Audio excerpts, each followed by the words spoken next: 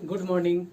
मैं Dinesh sir biology classes आप लोगों के लिए आज लेसन 3 का अगला वीडियो लेकर आया हूं, जिसमें हम लोग नर जनन अंग तंत्र के बारे में पढ़ेंगे।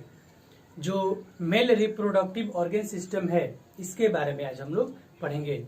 तो आइए हम लोग सबसे पहले जानेंगे कि नर जनन अंग तंत्र में कौन कौन से भाग होते हैं और उनका क्या क्या कार्य होता है। तो देखिए, नर जनन अंग में सबसे जो पहला भाग है वह वृषण है। वृषण टेस्टिस जो है, यह सबसे पहला भाग है और सबसे महत्वपूर्ण भाग भी है।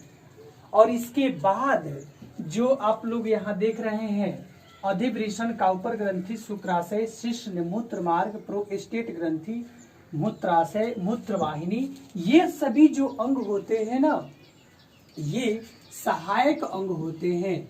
ये होते हैं सहायक अंग, हेल्पिंग पार्ट्स होते हैं, सहायक अंग है। ये सिर्फ हेल्प करते हैं। और ये जो वृषण होता है, ये महत्वपूर्ण भाग है। क्यों महत्वपूर्ण भाग है, मैं आपको बताऊंगा। जो वृषण है, इसको प्राथमिक लैंगिक अंग भी कहा जाता है। इसको प्राथमिक लैंगिक अंग भी कहा जाता है।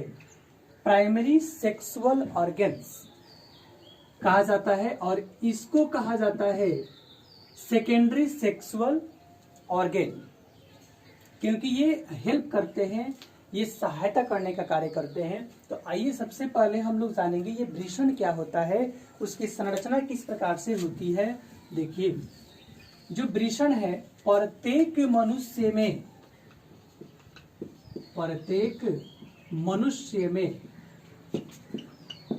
एक जोड़ा वृषण पाया जाता है।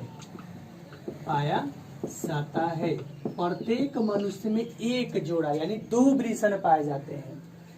जो वृषण है, यह वृषण कोश में स्थित रहता है। वृषण कोश में, ये देखिए, ये स्क्रोटम है, यानी वृषण कोश है। यही वृषण कोश है जिसमें यह टेस्टिस यानी वृषण स्थित है। तो यह वृषण कोश में स्थित रहता है।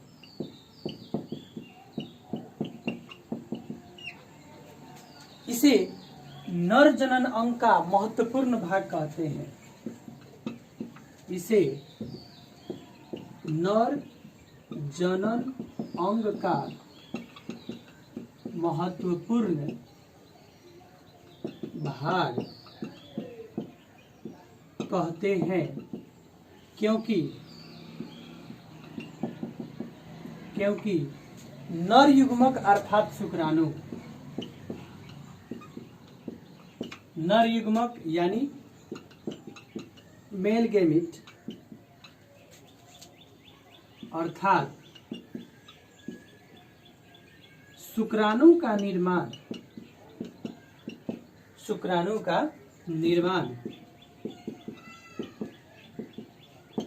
इसी भाग में होता है।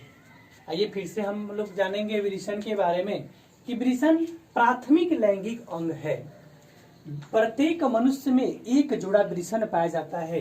जो वृषण होता है ना, वो वृषण कोश में स्थित रहता है। यहाँ ये वृषण कोश की संरचना है। ये वृषण कोश के अंदर वृषण पाया जाता है।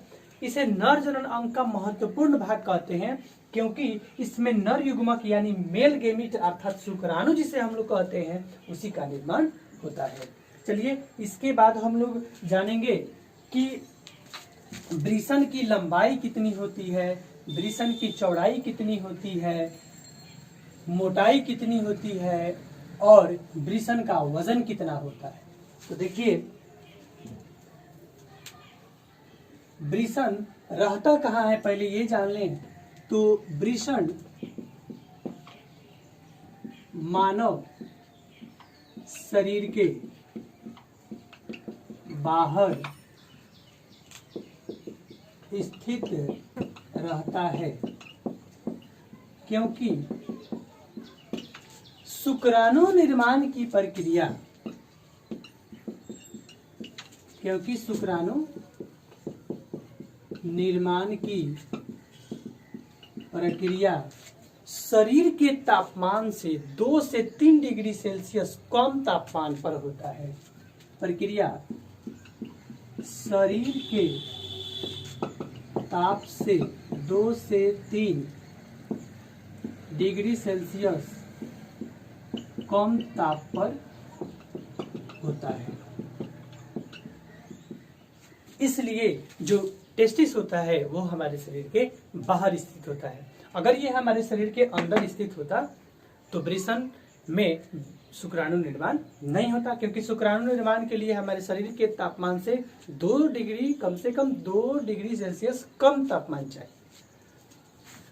और देखिए जो वृषण है, वृषण की लंबाई 5 सेंटीमीटर,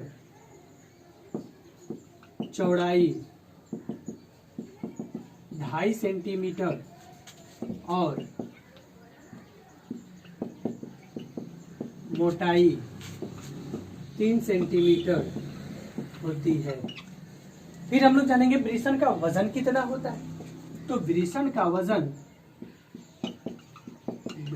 वजन 12 ग्राम होता है।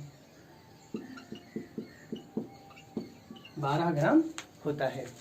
फिर वृषण के मैं आंतरिक भाग के बारे में आपको बताऊं कि प्रत्येक जो वृषण होते हैं, इस प्रत्येक वृषण में कितने वृषणीय पिंडक होते हैं। तो आइए हम लोग जानेंगे इसके आंतरिक भाग के बारे में। प्रत्येक वृषण में कितने वृषणीय पिंडक पाए जाते हैं। तो प्रत्येक वृषण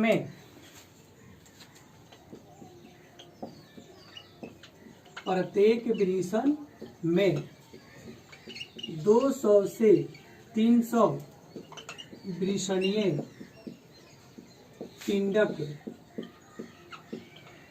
पाए जाते हैं।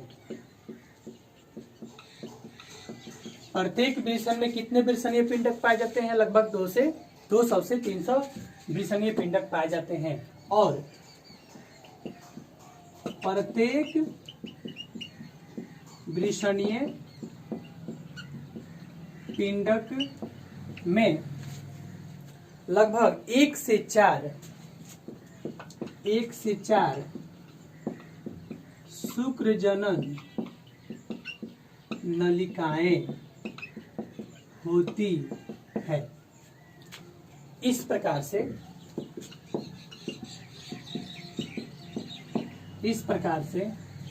सभी वृषणीय पिंडक में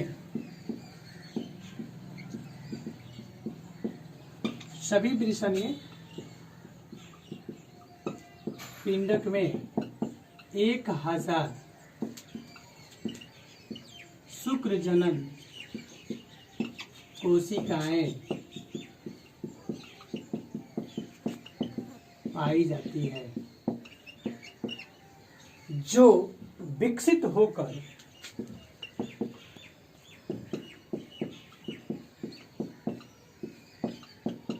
जालिका बनाती है।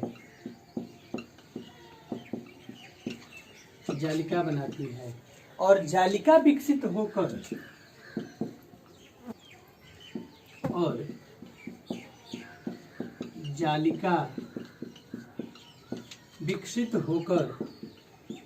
अंतराली कोशिका या लीडिंग कोशिका बनाती है। और जो अंतराली कोशिका है, यही अंतराली कोशिका सबसे महत्वपूर्ण हार्मोन टेस्टोस्टेरोन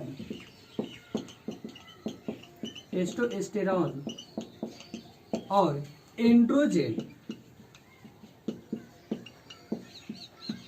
एंड्रोजन का स्राव करती है, जिसके कारण शुक्राणु निर्माण हो पाता है।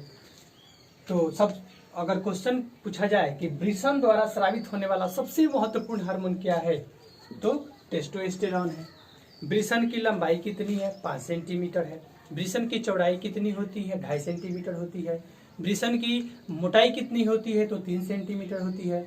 वृषण का वजन कितना होता है, 12 ग्राम होता है। वृषण में कितने वृषणीय पिंडक पाए जाते हैं, तो 200 से 300 वृषणीय पिंडक पाए जाते हैं। प्रत्येक वृषणीय पिंडक में शुक्र जनन नलिकाएं कितनी पाई जाती है, तो 1 से लेकर के 4 शुक्र जनन नलिकाएं पाई जाती है। इस प्रकार से पूरे वृषणीय पिंडक में कितने शुक्र जनन नलिकाएं पाई जाती है, तो 1000 शुक्र जनन नलिकाएं पाई जाती है। वृषण कहाँ स्थित रहता है, तो वृषण हमारे शरीर के बाहर स्थित रहता है। क्यों? क्योंकि शुक्राणु निर्माण की प्रक्रिया हमारे शरीर के तापमान से लगभग 2 से 3 डिग्री सेल्सियस कम तापमान पर होता है, इसलिए वो हमारे शरीर से बाहर स्थित होता है। फिर इसके बाद यदि पूछा जाए कि वृषण द्वारा सबसे प्रमुख हार्मोन कौन सा स्रावित होता है, तो टेस्टोस्टेरोन सबसे महत्वपूर्ण हार्मोन है। और वृषण को प्राथमिक लैंगिक जनन अंग कहा जाता है कि द्वितीयक लैंगिक जनन अंग, तो वृषण को प्राथमिक लैंगिक जनन अंग कहा जाता है। तो इसके बाद मैं आपको जो इसका द्वितीयक लैंगिक जनन अंग है, अगले वीडियो में मैं आपको बता दूंगा इसके पूरे भाग के बारे में। तो आज के लिए बस इतना ही। आज इसको याद कीजिए, इसमें से जो भी कोई परेशानी हो रहा है तो कमेंट कीजिए, अगले वीडियो में मैं आपको उसका आंसर बता दूंगा। That's all.